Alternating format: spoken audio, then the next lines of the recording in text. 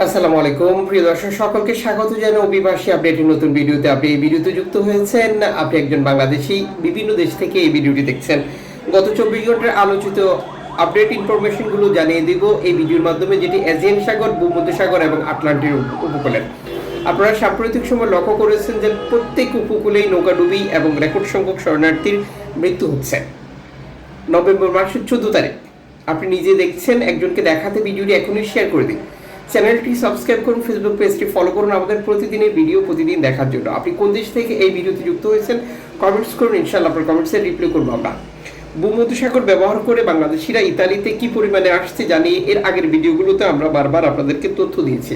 তবে তার পাশাপাশি নৌকাডুবি এবং নিখোঁজের তালিকা লাফিয়ে লাফিয়ে বৃদ্ধি পাচ্ছে। প্রতিনিয়ত সামাজিক যোগাযোগ মাধ্যম, বিভিন্ন প্রিন্ট এবং ইলেকট্রনিক্স মিডিয়া এবং বিভিন্নভাবেই আপনজনরা খুঁজতে যাচ্ছেন, জানতে চাচ্ছেন তাদের প্রিয়জন কোথায় আছে, বেঁচে আছে কিনা, তার সাথে কি ঘটেছে ইত্যাদি ইত্যাদি।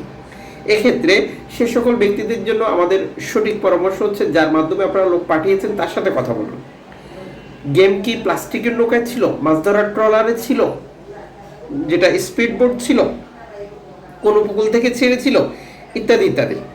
যেমন এনজিও সংস্থাগুলো যে ইনফরমেশনগুলো প্রচার করে তা এভাবেই সংগ্রহ করা। আর আপনার মাফিয়া বা দালাল যখন সঠিক তথ্য দেবে তখন আপনি বুঝতে পারবেন আপনার প্রিয়জনের সর্বশেষ অবস্থান কি। এনজিও সংস্থা নাদির ভূমধ্যসাগরে বর্তমান পরিস্থিতি, শরণার্থী উদ্ধার করে ল্যাম্পোদুসা হটস্পট অতিক্রম করার তথ্য নিশ্চিত করেছে। এদিকে সরাসরি ইতালিতে শরণার্থী আসার ব্যাপারে একটি ইনফরমেশন শেয়ার করেছে ইতালির পুলিশ। তাদের দেওয়া তথ্য মতে 55 জন শরণার্থী সরাসরি প্রবেশ করেছে, যাদেরকে উদ্ধার করে নিরাপদ স্থানে হস্তান্তর করা হয়েছে বলে নিশ্চিত করা হয়েছে। ডকিনি একটি এনজিও সংস্থা যারা ভূমধ্যসাগরে শরণার্থী উদ্ধারে কাজ করছে, তারা নতুন করে আবারও কাজ শুরু করেছে, বর্তমান অবস্থান করছে মাল্টা উপকূলে। এবং আফ্রিকার বিভিন্ন দেশ থেকে রেকর্ড সংখ্যক শরণার্থী স্পেনে প্রবেশ করার তথ্য নিশ্চিত করেছে স্প্যানিশ কর্তৃপক্ষ। গাম্বিয়া থেকে 6 দিন আগে ছেড়ে আসা 200 জন শরণার্থীর একটি নৌকা নিখোঁজের ব্যাপারে আপনজনরা এনজিও সংস্থাগুলোর সহযোগিতা কামনা করেছে। অ্যালামফোন রেডিও টেকনোলজি এক বার্তা প্রচার করেছে, যদিও এখন পর্যন্ত তাদের ব্যাপারে কোনো তথ্য তারা দিতে পারেনি।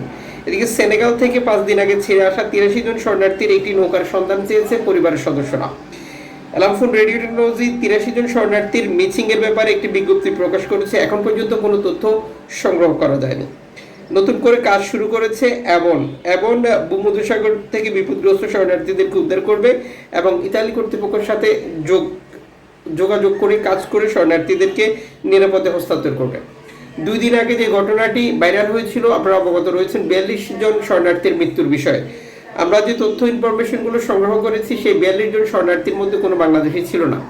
নৌকাটি জোয়ারা থেকে ছেড়ে গেলেও উদ্ধারকৃত যে 7 জনকে জীবিত উদ্ধার করা হয়েছে তাদের দেওয়া তথ্য মতে বাংলাদেশিদের কোনো ইনফরমেশনই নেই। এনজিও সংস্থা অ্যারোরা মাইক্রো ব্লগিং সাইট এক্সে দেওয়া বার্তা নিশ্চিত করেছে তারা আবারও ভূমধ্যসাগরে শরণার্থী উদ্ধারের জন্য কাজ করছে। এদিকে ল্যাম্পোদুসা হটস্পট কর্তৃপক্ষ 84 জন শরণার্থী প্রবেশের তথ্য নিয়ে টোটাল প্রতিবেদন প্রকাশ করেছে। বর্তমান হটস্পটে 300+ শরণার্থী রয়েছে, বাকি শরণার্থীদের বিভিন্ন আশ্রয় কেন্দ্রে হস্তান্তর করা হয়েছে। দর্শক, লিবিয়া থেকে গ্রিসেও গেম হচ্ছে, নৌকাডুবি এবং দুর্ঘটনার তথ্য রয়েছে। তুরস্ক থেকে গ্রিসে গেম হচ্ছে এবং আফ্রিকার দেশগুলো থেকে স্পেনেও হচ্ছে।